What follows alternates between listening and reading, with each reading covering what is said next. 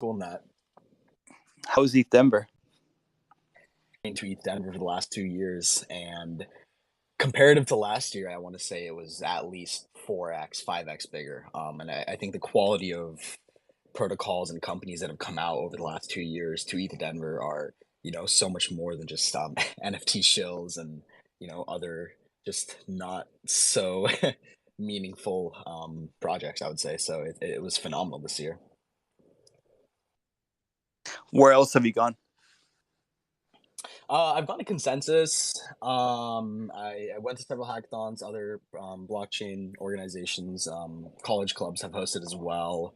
And I think apart from ETH Denver, Consensus, and Bitcoin Miami, I haven't gone to very many crypto conferences. Okay, so you said you've been traveling a lot, so I wasn't sure if you'd been going to Oh, a bunch of conferences or. yeah. So there were a few hackathons. I'm a decently active in the cybersecurity space. So aside from crypto stuff, I was traveling back to SF for some cybersecurity stuff. And I also compete on the dance team, so we had a competition as well. So not entirely crypto, but lots of things here and there. That's awesome, man. What kind of dance? It's actually South Asian Bollywood dancing. So Bollywood Tollywood dancing. So it's kind of combining South Asian ethnic dance styles with like hip hop, classical, and other like modern dance styles as well. It's a lot of fun. Love it.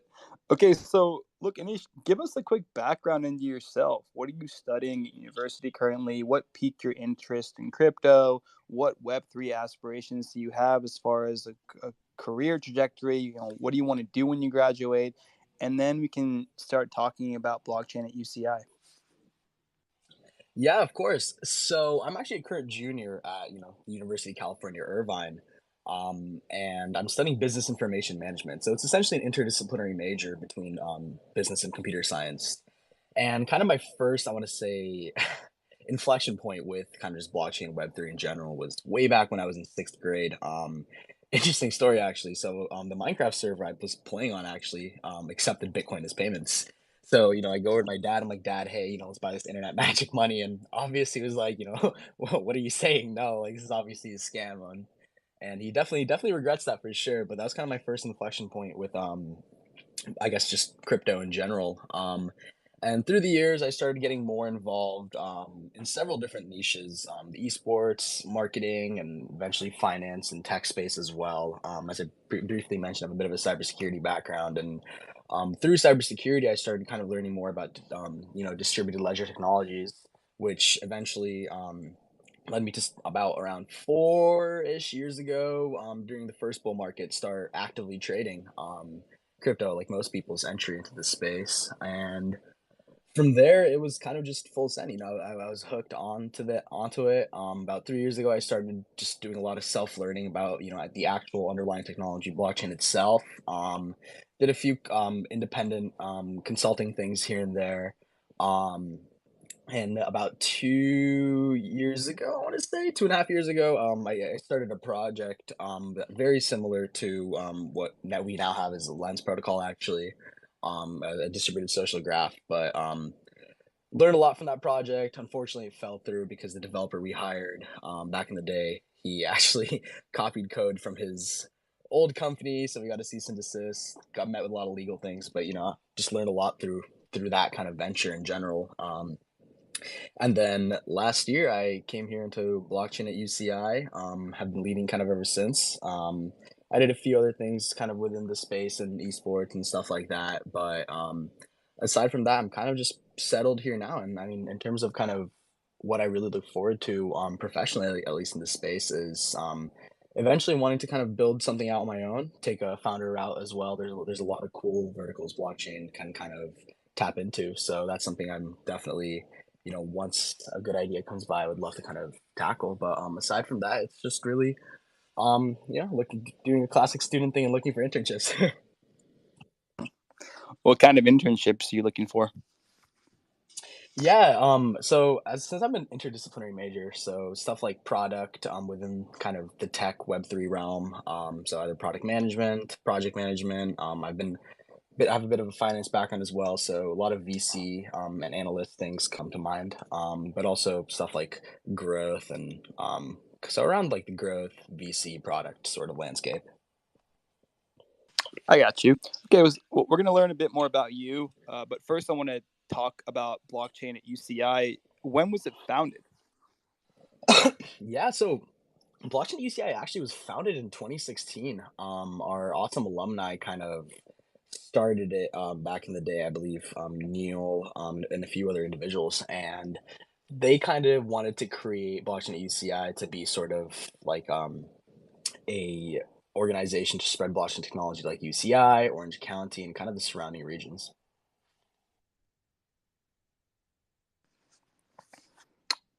Sorry, did you cut out there?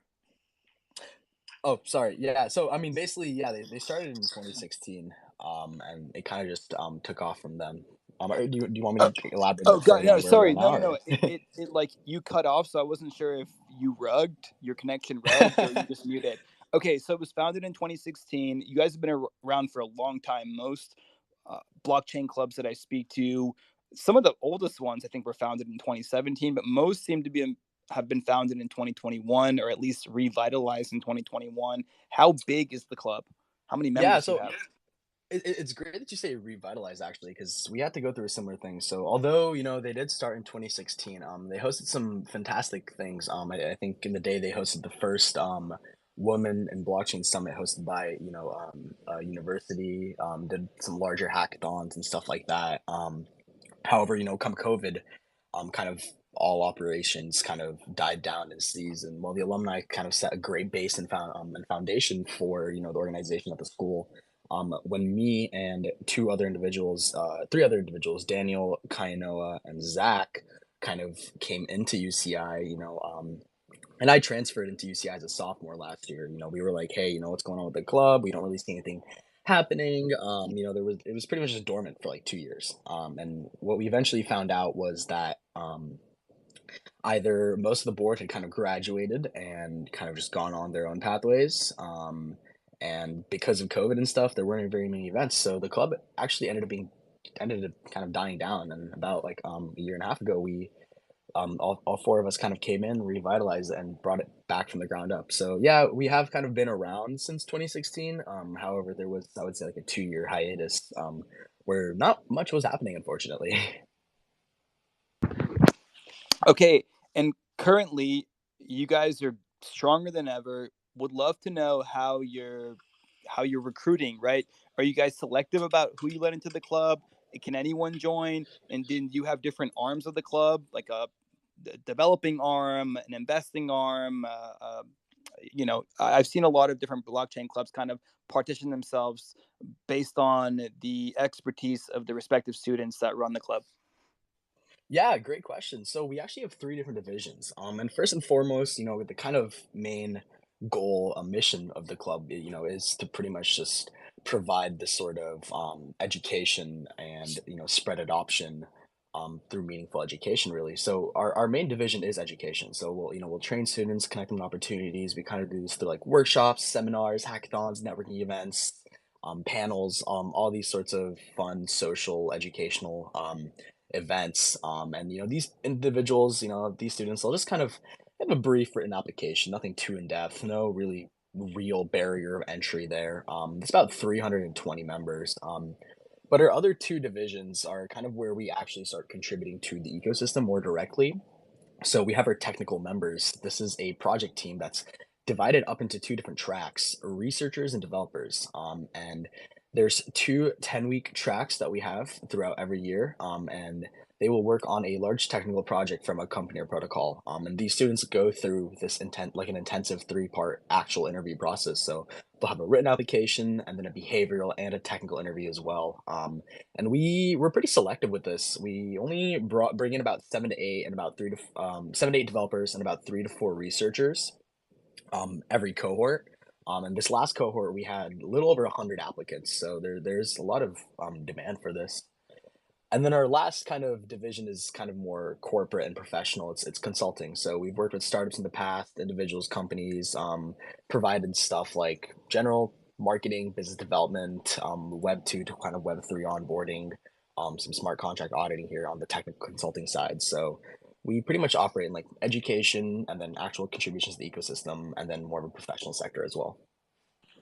Right on. So you guys are quite mature and developed. I've spoken to blockchain clubs that don't even have different arms, and you sound like with the main division being education, the workshops, seminars, and networking events, and also the technical, that you guys have pretty much figured it out. And are you actively recruiting on campus? Do you guys set up stands on Fridays, or do you guys not run around, but walk around campus handing out flyers? Like, I would love to know about, because it's really interesting for me talking to Gen Zs. And after speaking to enough of you at this point, I have no doubt in my mind that your generation and Gen Alpha are going to be the next big wave of money, interest, adoption, and great minds that push the needle of our industry to the next level.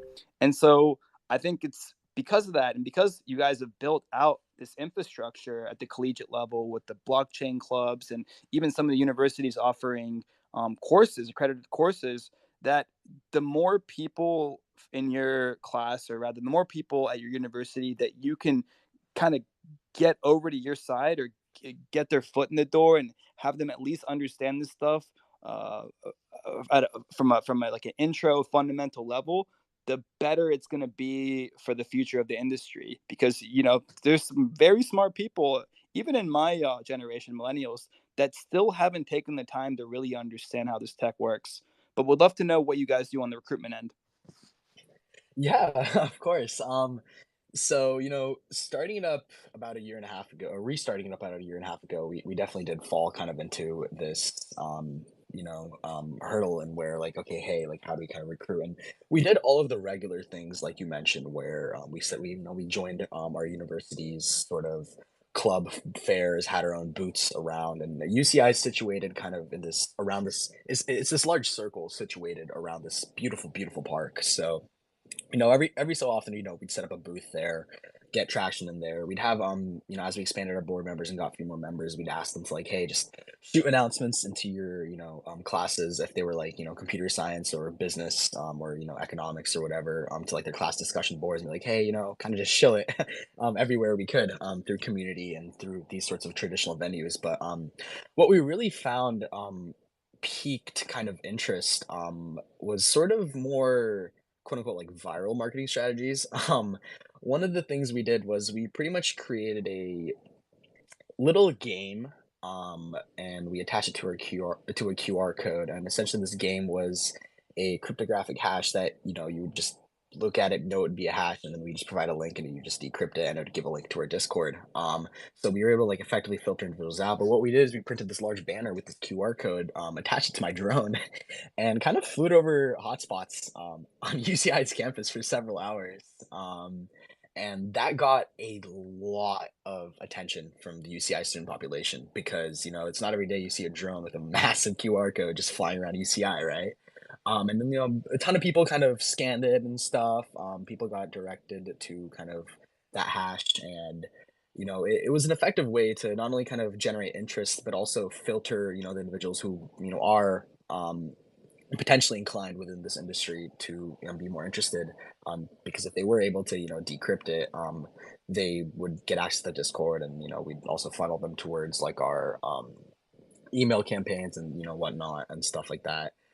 So that I think got us I want to say like in 2 days that got us like 150 something members. But over the last year, we've kind of doubled in size from around 50, 60 to 320 now. So I guess every marketing campaign we do, we end up doubling.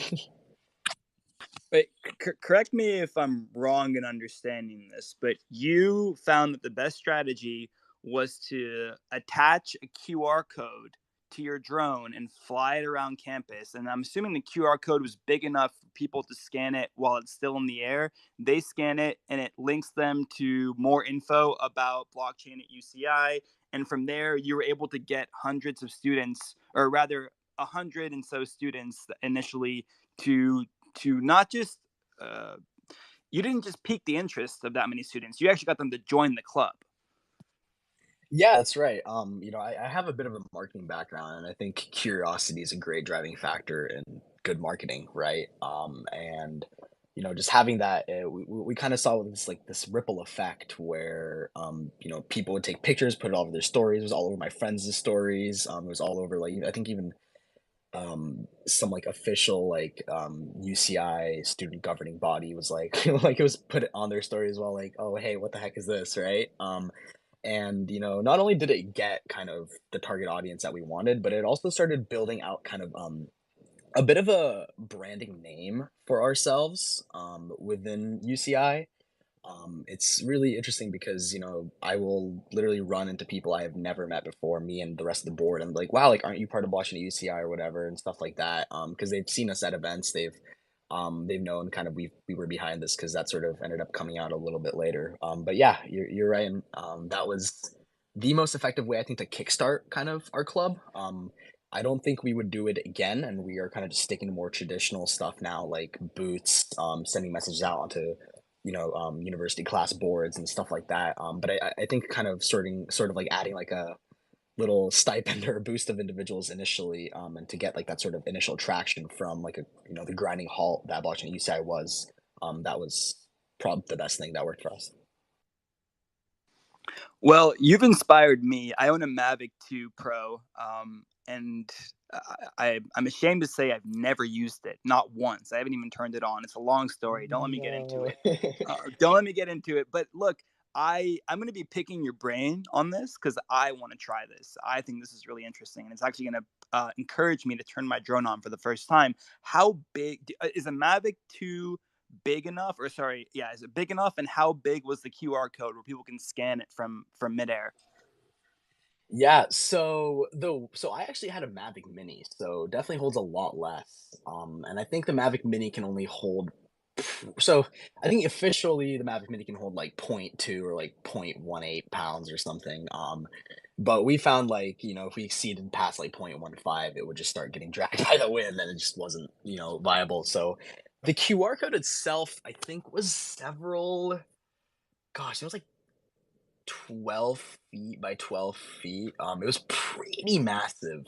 Um, Sorry, no, the paper was 12 feet by 12 feet, but the QR code itself was like 8 by 8 or something like that. And then we had to trim it down to hit that weight requirement. And then we just attached it, and we didn't fly it relatively high over hotspots. It was maybe like 2 trees tall or something like that. And we just let it hover. So people were taking pictures. It was big enough. And I mean, with today's phone cameras and stuff, it doesn't really need to be that big. We realized we grossly overestimated in terms of how big we needed it to be, and it could have been much smaller. But yeah, I mean, with today's phone cameras being advanced enough, it doesn't have to be that large of a QR code for it to work. All right, I don't want to spend the entire space asking you questions about this, but that's I'm very interested in that, and I'm going to be messaging you offline, kind of get the logistics down and try this myself with the whale coin talk QR code. I think the best strategy would be to link it to our link tree. But look, one more question about it before we move on. How easy is it to fly a drone around campus? Do you guys have people? I mean, is that allowed? Good Is it a question. safety issue? Um, Better to ask for forgiveness and permission, right?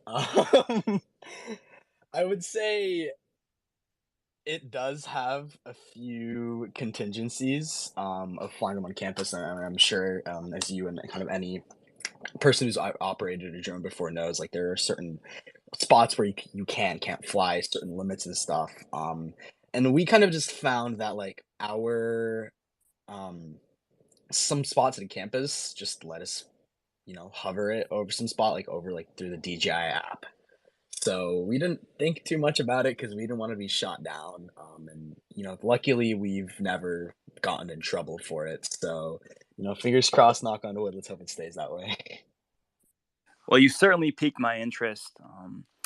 Anish, I want to talk a bit about you now. I mean, we kind of covered at a high level blockchain at UCI, and I was very curious when you said that you explore. You said you're really into marketing, cybersecurity. And you also said esports, dancing, and you also said esports. To what capacity were you competing, and what games? Yeah, so for esports, I've always kind of grown up gaming, and I my first game that I kind of went pro in was Fortnite.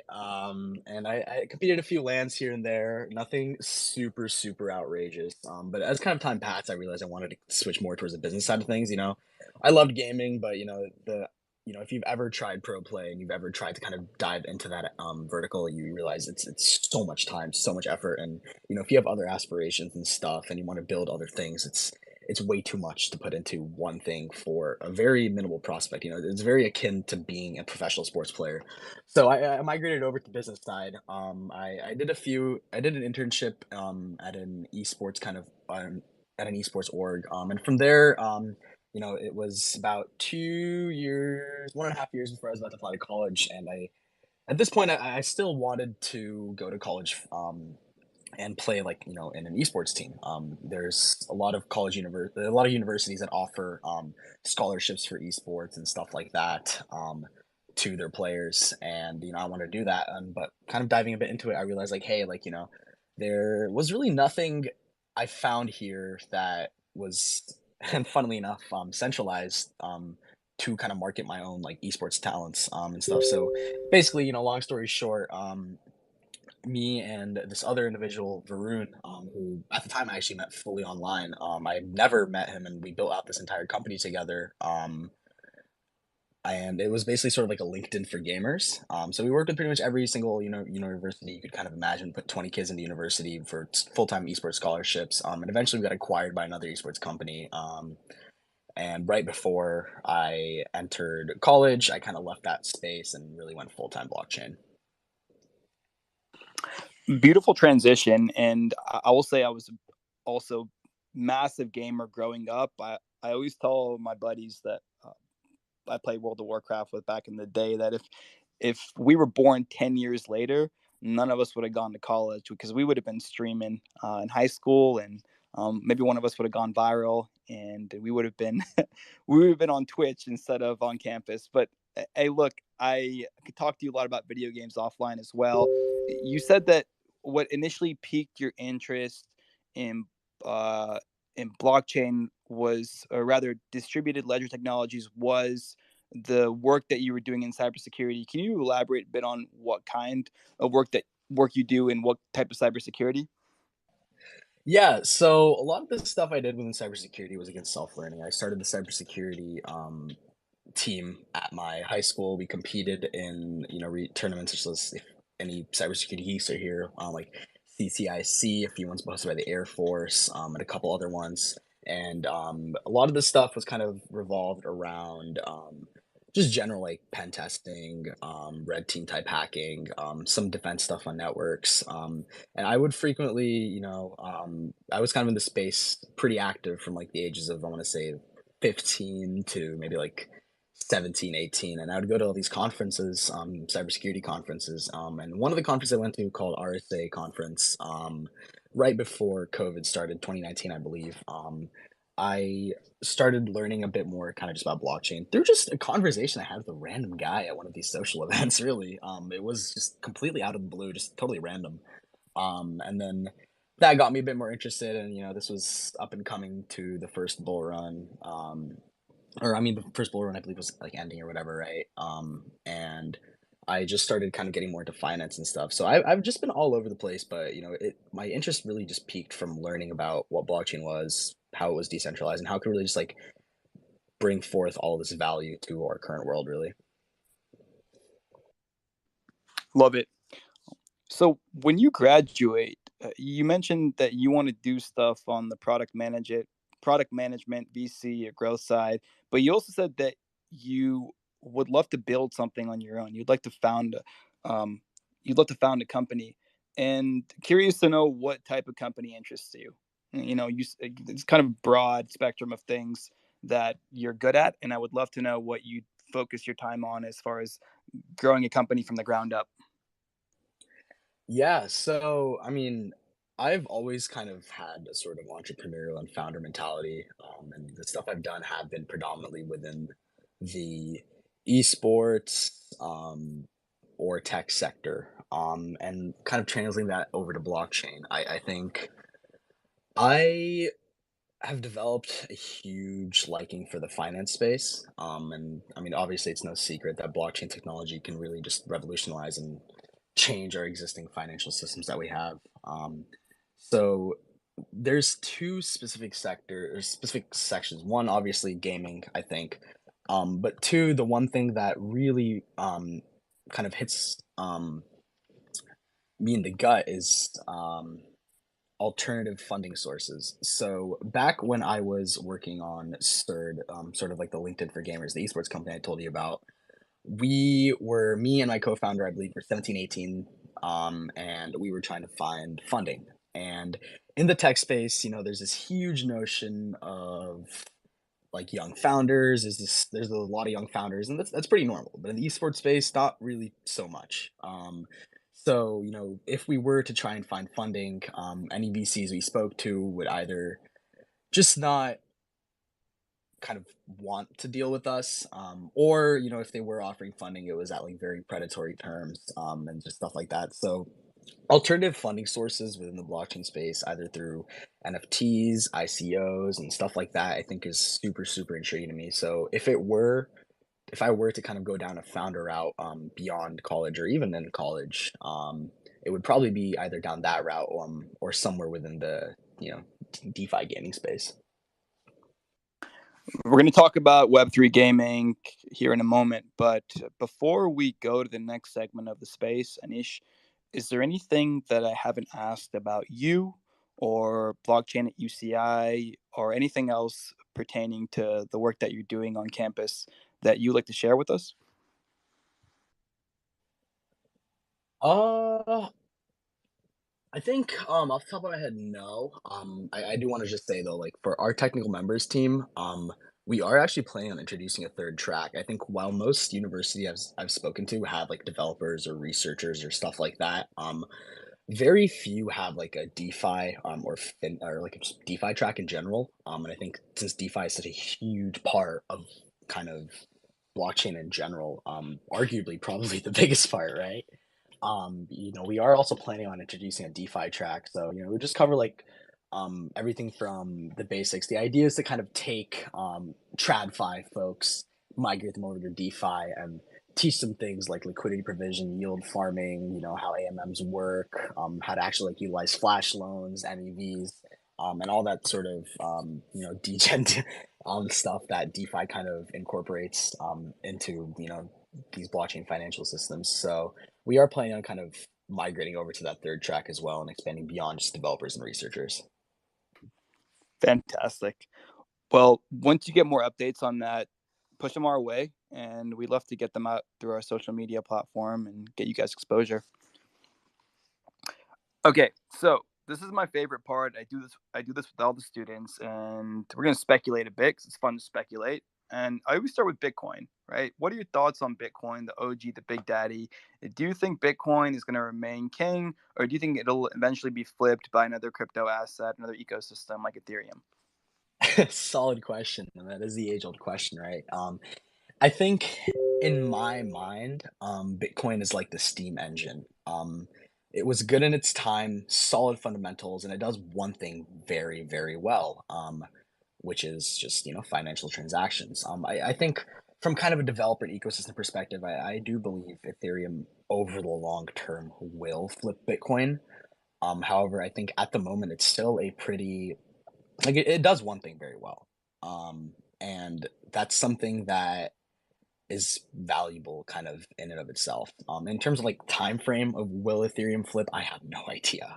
5 years, 10 years, maybe. But I think Ethereum's ecosystem in terms of developers, and kind of just integrations and supports with rollups and just other things, is incredibly strong. And if things are being built, things will get funded and things will grow. And I think Bitcoin eventually over time will kind of be phased out, similar to the steam engine, right? Good in its time, was good at doing one thing, but now we have like more modern trains that do a myriad of things. But in terms of the time frame, I don't see that happening anytime in the next like 2 years, 3 years, maybe. It'll take quite a while. Mhm. And so, are you an Ethereum bull? Do you see an Ethereum, and I'm talking an Ethereum where you got sharding and it's being scaled with dozens of rollups, and the base layer one is mainly just the chain of proofs. Do you think that Ethereum is going to be king, or do you think some other layer one that's faster, that's cheaper, that touts high level tech, let's say for the sake of the argument, subnets, is going to take that throne? Hmm. That's a good question. I think I am an Ethereum bull, but most importantly, like I'm a cross-chain interoperability bull. I think Ethereum will, for the foreseeable future, remain king, especially because EVM is so widely used and like the energy, and also coming from an education perspective, teaching people how to use a whole new programming language is ridiculously freaking hard. Even if they have past programming experience. And I think the fact that Ethereum has this incredibly robust, well built out developer ecosystem that's flourishing in comparison to any other kind of L1 out there. I think Ethereum will probably remain king kind of for the foreseeable future. But I am also a huge kind of believer in ecosystems and just developer supported kits like Cosmos in general. Cosmos, I'm sure as you know, is like pretty much just like an SDK for developers. And just kind of allows them to like build custom blockchains on top of the Cosmos network, and it has like a huge amount of like flexibility and customization. And basically like each zone that they have is like an independent blockchain that has its own consensus algorithm, governance structure, token economy, and there are integrations that kind of solve this sort of problem of like blockchain interoperability because it enables these independent blockchains to really just communicate and exchange data with each other. So I think yes, Ethereum will remain king, but I also think Cosmos is like kind of like an emerging contender, not directly comparable to as a competitor for Ethereum, but rather sort of as a support to the developer ecosystem. But kind of simply put, I went off a little tangent there. I think Ethereum still will remain king simply just because the support in the developer community and the people who are building cool shit are on Ethereum for the most part. I can't think of a single.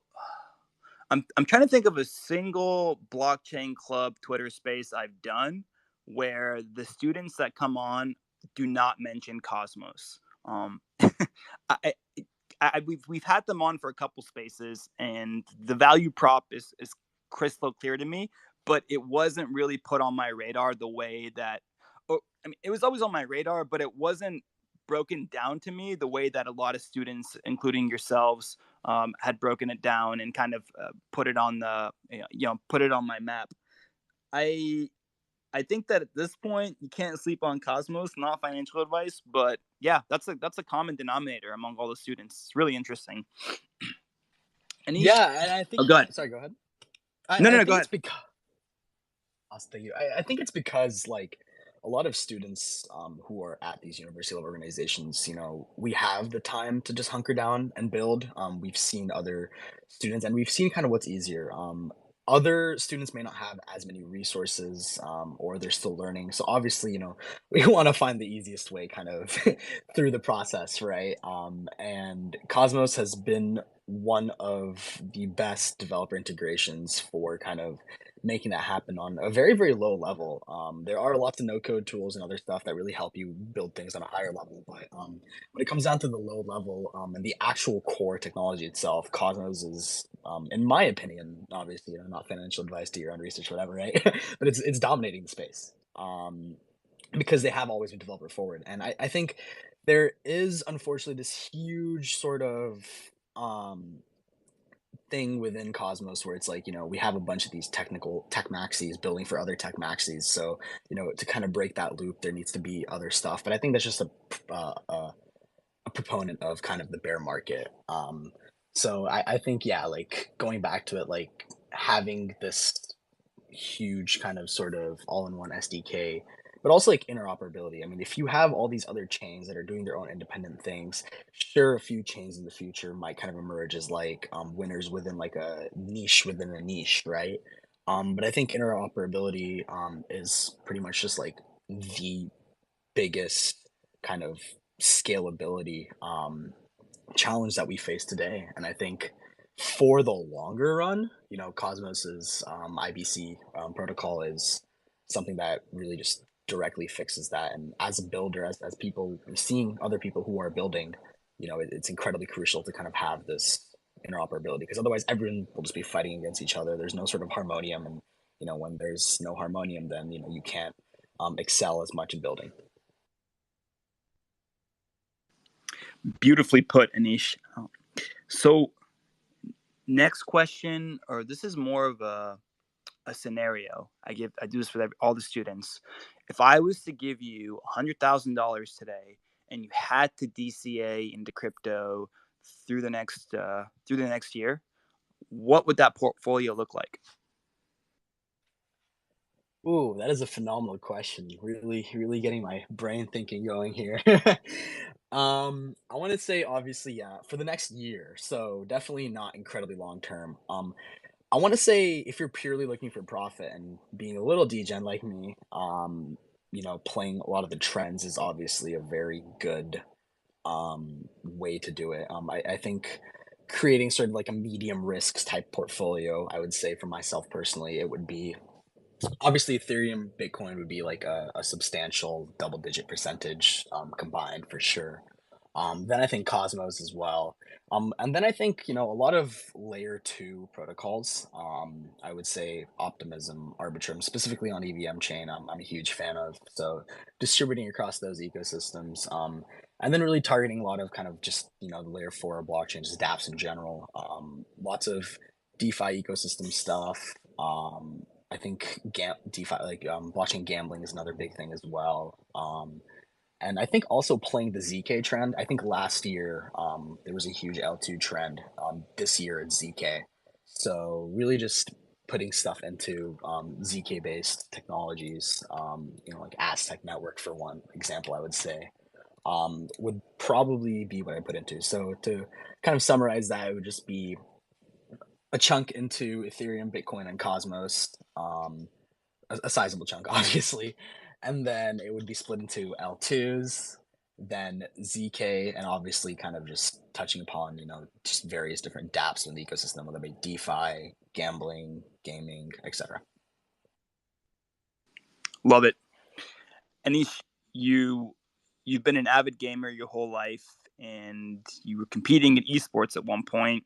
Web3 gaming, you mentioned DeFi gaming. So, Web3 gaming, what are your thoughts on the future of Web3 gaming? I'm talking a great game that's fun to play, that people come back to, regardless of whether or not they're making money. Making money is just the icing on the cake, or rather, more importantly, the notion of asset ownership through NFT technology is big icing on the cake.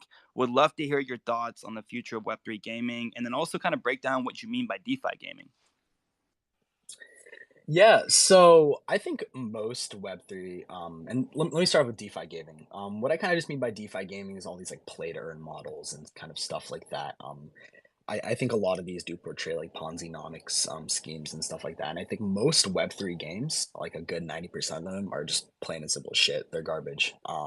As a gamer myself, I don't want to be paywall by an NFT to play a game, or I don't want some not just like some hastily put together in Unity or Unreal Engine 4 game, simply put for the purpose of just farming kind of, my own community and my own NFT project or token or whatever. Kind of like I briefly said, a lot of these games really have draw strong parallels to just Ponzi schemes in general. I think a true future in kind of Web3 gaming would be, like you mentioned, this asset ownership, but also kind of tying back to interoperability, being able to sort of, and this is the dream for gamers, right? But having like this, like a Ready Player One sort of universe, where all these different social things and social value stuff from music are everything can be congregated into this one kind of space. So when it really comes to kind of Web3 gaming, I think most Web3 games are relatively just Ponzi-nomic models. There are a few good ones obviously out there, but I think the biggest thing we'll see in the future that will really take the cake is this interoperable, quote unquote real type of Ready Player One metaverse. Yeah, I couldn't agree more. Anish, I think it's just the beginning, right? It's undoubtedly going to be a bunch of Ponzinomics. Ultimately, we will get, as I mentioned, that game where it's first and foremost amazing to play. People, and we have plenty of those in Web2 gaming. But then you have that notion of excuse me, that notion of asset ownership that lets you take that NFT that you earned maybe 15 years ago and sell it on the open market, a proprietary market, if you will, that, let's say, Activision owns, right? They own a percentage of that transaction, and you sell it to some rich enthusiast in Dubai that has the change to pay for it. And this happens all the time. Like, this happens on eBay. People selling accounts on eBay. People are buying gold and WoW on the black market. Why not capture some of that value? But I feel like you and I could do an entire space where we just talk about Web3 gaming. Um, Yeah, one quick thing I do want to add though, however, is I think the real winners in the space, the Web3 gaming space, are going to be the ones that silently use kind of Web3 technology in the back end. Most people don't care about Web3 technologies, and if you try to kind of explain it to them, there's so much stigma around the space. And although the benefits are very clear, it is an emerging technology and has caused a lot of people a lot of harm as well, despite all the good it's done. So I think what's probably most likely to happen, aside from a few outliers here and there, in my own opinion, is some of these Web2 companies will do phenomenal backend integrations of Web3 stuff, and really come out and provide that sort of ownership to individuals, and it'll create these like sort of ecosystems over time, where they'll have this utilization of blockchain, but it's all behind the scenes. I mean, most people, unless they're interested in it, probably won't even know it's blockchain. Absolutely nailed it, man. I couldn't agree with that last point. And so, apart from Web3, and the reason I led with Web3 is because it seems like you're as much of a avid gamer as I am. Apart from Web3, what other sectors of the industry excite you? What really gets your blood boiling, and you're like, man, I want a piece of that? Ooh, it's a good question. I think what most people will say is DeFi, right? I mean, DeFi is particularly exciting because it just has like this potential to disrupt, and it already has been disrupting like TradFi in general. And then, current existing finance integrations can be massively improved with DeFi, and I think the biggest thing is it can bring financial services to like underhanded populations and kind of just tear down these barriers of entry. I'm the child of an immigrant myself, and my parents, they came from India all the way to the U.S. and sending money back to India or just being able to apply for loans or get a credit card, but credit history, like there's so many of these barriers of entry to our current financial ecosystem. Obviously, I'm really only speaking U.S. at the moment, since I'm most familiar with the U.S. But there's so many of these barriers that individuals who may not have been put up on the same ledge have. And my family specifically was very, very hard hit by the '08 financial crisis. So without going super, super deep into it, I think DeFi is huge. It has the potential for really breaking down these barriers of entry and providing kind of more of an equitable playing field. Um, but it can also, be a little dangerous. And aside from DeFi, I want to say, totally just moving aside from DeFi, because that is a pretty common answer, I would think. I would say event ticketing, and certifications, sort of, you know, scams within the event ticketing industry, and even certifications. If you look on LinkedIn, people will claim they got certificates from X college or, falsify things, and half the time people don't even verify them. So being able to like not only semi-automate, these integrations, but also kind of omit the entire scam market from event ticketing and certifications is, I think, pretty huge. Aside from DeFi, obviously. Couldn't agree more. It's the sector of the industry that excites me the most. Anish, look, it's been a pleasure having you on, chatting with you, learning about all the great things you guys are doing at UC Irvine, but also learning about things that interest you in the industry, and also the things that interest you outside the industry. I think it's really cool that you do this like I think it was like South Asian Bollywood style dancing on the side. You used to be a competitive gamer, and you have a bright future ahead of you. It seems like, to me at least. If there are any closing thoughts that you have for the community before you head out today, go ahead and share them now. Otherwise, it's been a pleasure. Yeah, so follow no, I'm kidding. Yeah, I think to any students that are listening, I wanna say this space can seem very convoluted, or not even just students. I think anyone who's getting into the space, maybe you're on the edge, this entire space can seem very convoluted, and that's because it's incredibly new, and I think with any emerging technology, there will be, a lot of this noise in the space. But there is a huge, amazing community within the space. Everyone is incredibly helpful. And I think just diving yourself into the space over time is really just gonna, yield kind of good results, right? Like just keep showing up and eventually, the noise will clear, it'll start making sense to you. And directly specifically for students, I want to say I think a lot of peers my age don't realize how freaking powerful the title, the role of a student is. I have had so many doors open to me and blockchain UCI in general, just by utilizing kind of the word student. Um, for example, like just to, I guess add a statistic to it, we raised over 100 grand in sponsorships and funding, monetary specifically. I'm not talking like conference tickets or stuff like that. Simply just by leveraging kind of our student title, and we were able to send like I want to say upwards of 40 people to conferences, pay for their flights, their housing, and other stuff like that to kind of give them the opportunity. So students, like you have these resources, you have kind of an immense amount of power behind simply the word student. I cannot stress the importance of like a singular cold email that has led to so many doors. And it's like, cold email is like the most basic thing, right? But, you know, I, I kept getting told this by, those older than me that leverage your student kind of power. And I didn't realize how beneficial and how like actually true that was up until this last year. So students definitely leverage kind of your student title. And, those of you getting into the industry, there's a ton of resources. It's a phenomenal industry, and I don't think if you keep showing up, you will not regret it. Beautiful way to close out the space, Anish. And yeah, I'm certain students have a lot of leverage. And from what it seems, they seem to get this industry just like you more than most people that I've dealt with being in the space for the last 5 years. So, best of luck to you, Anish. And we'll be talking offline more. I'm curious to know what you're planning on doing as far as the 2020 year and 2020 as far as the 2023 and 2024 year are concerned, with the club and with your aspirations, and we're here to support. So chat very soon. And Whale Coin Talk community, that's the final Twitter space of today.